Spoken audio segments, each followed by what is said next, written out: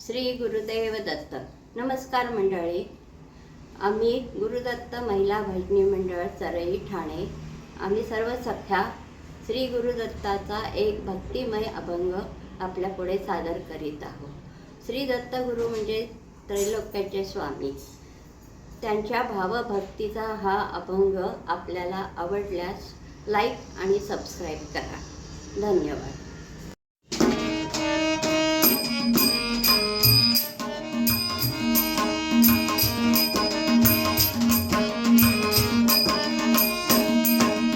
Digambara Digambara Digambara